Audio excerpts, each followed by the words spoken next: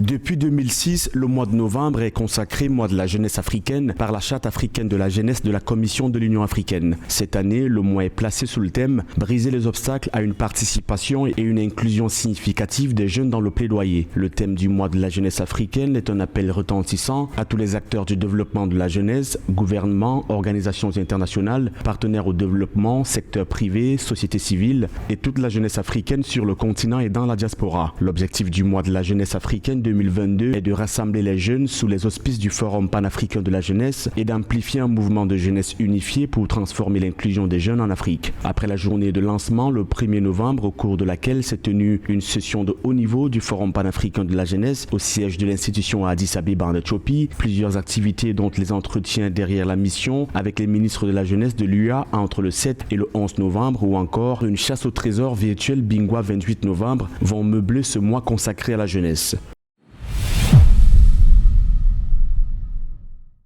Les questions de paix et de sécurité continuent de mobiliser les leaders politiques et autres membres de la société civile du continent. La ville de Cotonou au Bénin a accueilli la semaine dernière un atelier de 2 jours sur le renforcement de la coopération et de la coordination entre l'Union africaine, les communautés économiques régionales, les mécanismes régionaux et les organisations de la société civile dans le cadre de l'Union européenne, appui au programme APSA 4 pour la représentation permanente de la CEDEAO auprès de l'UA, organisatrice de cet atelier. Il est question de créer une plateforme permettant aux participants de partager les expériences et les leçons tirées de leur engagement respectif sur la paix et la sécurité et de formuler des recommandations réalisables pour améliorer les capacités des OSC, des CER et des MR ainsi que leur implication dans le programme de paix et de sécurité de l'Union africaine.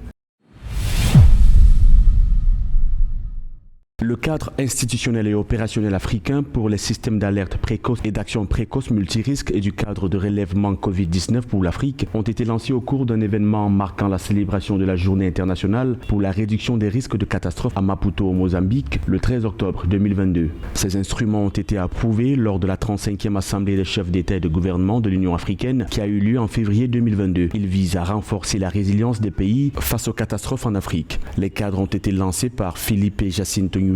président de la République du Mozambique, qui est également le champion de l'Union africaine de la gestion des risques catastrophes. Dans son discours, le président Nyusi a appelé les parties prenantes à travailler ensemble et à lutter contre les catastrophes induites par le climat. Le cadre institutionnel africain pour l'alerte précoce et l'action précoce multirisque a été élaboré avec le soutien de la Suède et du Programme des Nations Unies pour le développement par le biais du projet de résilience au Sahel.